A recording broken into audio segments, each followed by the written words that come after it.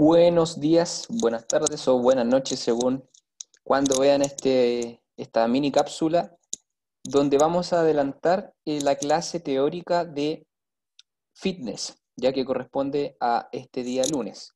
En relación a ello, recordar que en la primera clase hablamos de la introducción de la asignatura, cómo se iba a componer, revisamos un poquito las experiencias de aprendizaje, vimos el funcionamiento de Blackboard, donde están todas las diapositivas, están todas las guías de aprendizaje que probablemente las vamos a ir modificando mientras vaya pasando el semestre, porque no todas van a ser realizadas de la misma forma que describe la guía, ya que eso estaba diseñado para la presencialidad. Entonces, entre todos los profes vamos a ajustar cada una de las guías, pero es importante que de igual forma las tengan descargadas en su computador.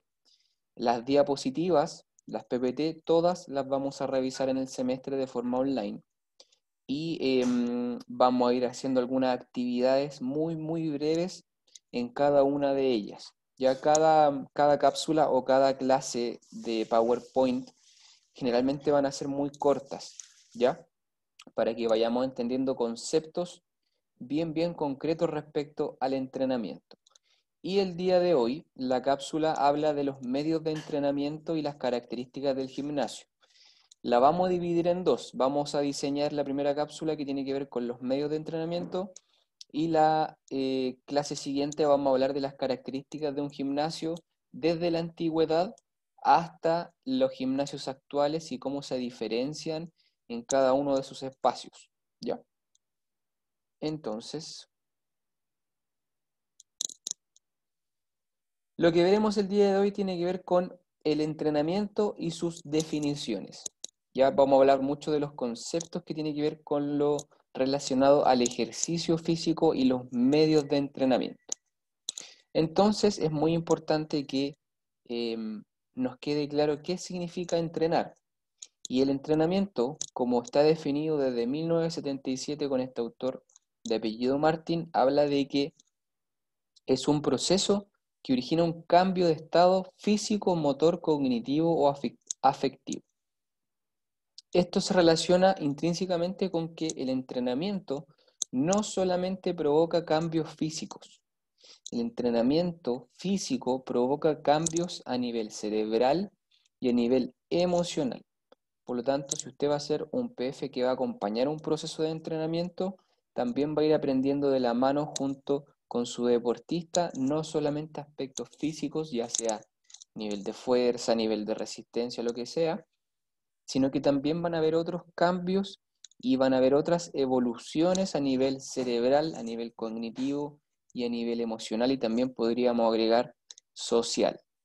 Es decir, el deportista, mientras más entrenamiento tiene, mientras más años de entrenamiento, esta experiencia va a ir notándose cada vez más, y si hacemos una diferencia entre 1 o 2 años de entrenamiento cuando comenzó, se va a notar muchísimo esta diferencia. Ojo, no solamente estético ni a nivel de capacidades físicas.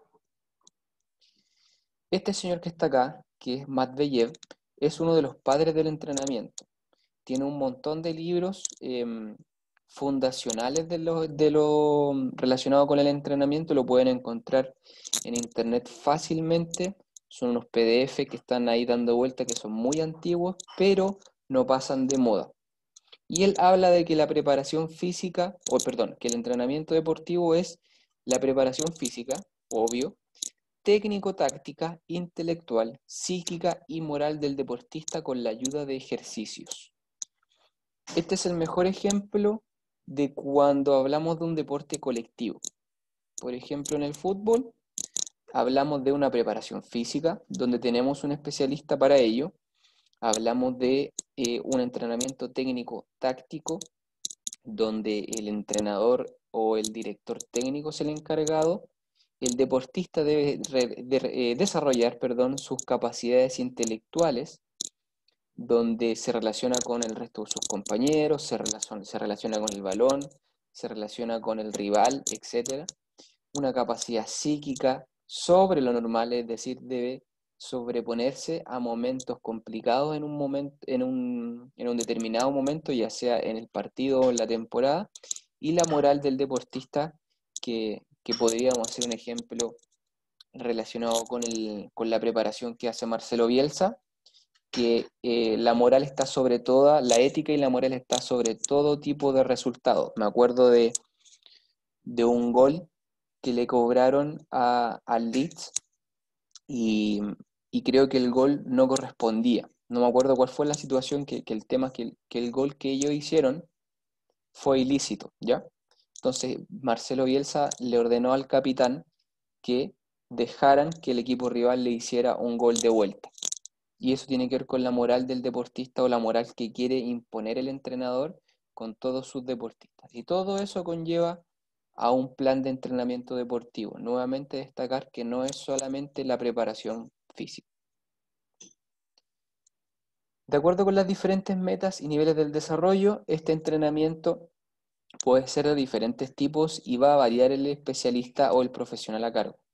Vamos a tener entrenamiento de alto rendimiento, vamos a tener un entrenamiento orientado a la condición física, como lo hablamos el semestre pasado, del fitness y su evaluación, por ejemplo, donde hablábamos de los 5 componentes del fitness. Podemos tener especialistas de la rehabilitación, en este caso serían en nuestro país los kinesiólogos. Hablamos de la técnica, un especialista en entrenamiento de la formación, un especialista en entrenamiento infantil, etc. Y ese autor que está ahí, Weineck, lo pueden encontrar en la biblioteca Duoc con el libro Entrenamiento Total, que es una Biblia del entrenamiento. ¿Cuáles son los objetivos del entrenamiento? Podríamos rodear el aprendizaje con, con 3 elementos fundamentales, que es el objetivo psicomotriz, que es el más obvio, que ahí está la preparación física, ¿cierto? Todo lo motriz. Lo relacionado con la inteligencia, con lo cognitivo, con lo cerebral, con el sistema nervioso central y con lo afectivo. Lo afectivo se vincula mucho con deportes colectivos. De repente en Barcelona hace mucho eso y hay bastantes videos de ello, donde hay actividades que uno no entiende para qué lo están haciendo, si no tiene que ver con el juego. Entonces, la explicación tiene que ver con que el equipo, estamos hablando de 25 jugadores, todos ellos deben, quizás no ser todos amigos, pero sí todos deben llevarse muy bien y todos deben defenderse uno con el otro. Entonces, eso tiene que ver con un entrenamiento afectivo, relacional, ¿ya? Vinculado con un deporte colectivo. Si es un deporte individual como el tenis, no es que no esté ausente esa relación afectiva. El tenista se puede vincular mucho con el masajista, ¿cierto? Con el preparador físico, con el coach, etc. Igual las relaciones afectivas van a existir un poquito de menor manera, ¿cierto? En los deportes individuales. Pero nuevamente vemos que en el centro el entrenamiento es un proceso de aprendizaje. Podríamos hablar de que es una asignatura más o una materia más que va a ir desarrollándose durante toda la vida. ¿Qué corresponden los contenidos del entrenamiento? Corresponde, ahí como aparece en mayúsculas, son los ejercicios. Y los ejercicios se relacionan directamente con el objetivo de la sesión de entrenamiento. Si yo no tengo un objetivo claro de qué es lo que yo voy a hacer en mi plan de entrenamiento, si no tengo un objetivo mensual, si no tengo un objetivo semanal y si no tengo un objetivo en la sesión, todos los ejercicios que yo haga no van a tener sentido, porque yo perfectamente puedo juntar 5 o 6 ejercicios por muy bonitos que se vean, pero si no se vinculan con el objetivo, no tiene ningún sentido. Por eso es muy importante plantear primero cuáles son los objetivos que yo voy a desarrollar con mi deportista, que yo voy a desarrollar con la persona que me contrató. Es decir, sabes que yo quiero aumentar la masa muscular y disminuir el tejido graso. Clásico objetivo en estas fechas. Perfecto. Se analiza cómo está la condición física de la persona y obviamente no vamos a poder partir con ciertos ejercicios o con ciertos contenidos. Por eso que es muy importante la evaluación. No vamos a partir, por ejemplo, con el handstand que está ahí, que es caminar de manos, porque de partida no tiene ningún sentido vinculado con el objetivo que me pidió esta persona. Repito, primero debemos plantearnos los objetivos desde lo más general a lo más específico. ¿Qué es lo más específico? El objetivo de la sesión de entrenamiento. Una vez que tengamos el objetivo bien claro, podemos recién ahí plantear cuáles van a ser los mejores ejercicios o contenidos del entrenamiento. Y dentro de los contenidos del entrenamiento tenemos tres tipos. Tenemos generales, específicos y competitivos. Podemos hacer varias diferencias y varios alcances en esta diapositiva.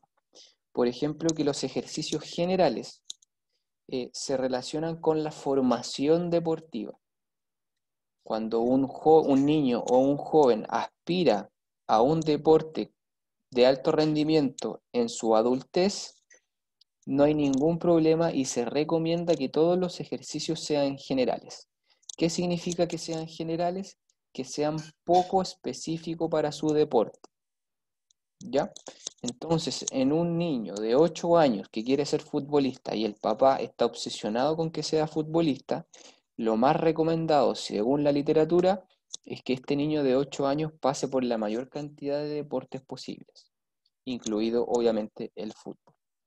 Mientras más va creciendo y más va desarrollando las habilidades este niño, cada vez va siendo más específico su entrenamiento. Ya nos vamos acercando a ejercicios muy parecidos a lo que debe hacer en la competencia o en el deporte mismo. Finalmente, cuando el deportista ya es de alto rendimiento, hay un alto porcentaje, 70-80% por decir un número, de contenidos del entrenamiento que son todos competitivos. Son todos de ejercicios muy, muy específicos. Y los ejercicios generales, que no se parecen mucho al deporte, se dejan cada vez más de lado. No es que no los hagan, sino que están en una menor presencia. Los ejercicios generales, por ejemplo, también podrían estar presentes en una pretemporada de algún deporte o en algún momento de transición cuando el deportista está muy estresado. Vemos imágenes de futbolistas que salen a andar en bicicleta a un cerro o los invitan a la piscina. Todo eso está determinado con algún objetivo en particular, pero se considera como ejercicio general. Nuevamente el señor Weineck ahí ayudándonos. Ya vamos terminando con esta cápsula donde definimos a los medios de entrenamiento que incluye a todas las herramientas o instrumentos que me sirven para desarrollar un programa de entrenamiento. Ya, por ejemplo, si hablamos de la organización, hablamos de material o hablamos de información. Esos tres conceptos que están ahí con negrita corresponden a medios de entrenamiento. Si tuvieran que responder en una prueba, deme 2 ejemplos de medios de entrenamiento, la forma más fácil que ustedes podrían responder es una barra de entrenamiento para entrenar la fuerza y puede ser también una infografía donde se enseñen los pasos para el peso muerto, ¿ya? Que puede ser una infografía de carácter informativa. Entonces tenemos 3 tipos de medios de entrenamiento: organizativo, materiales e informativo.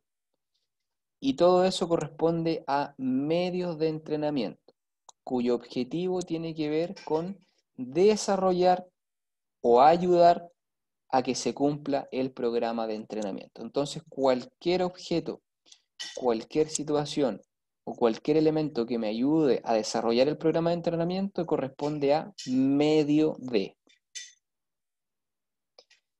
Estos medios de entrenamiento se utilizan siempre en función de los contenidos o de los ejercicios.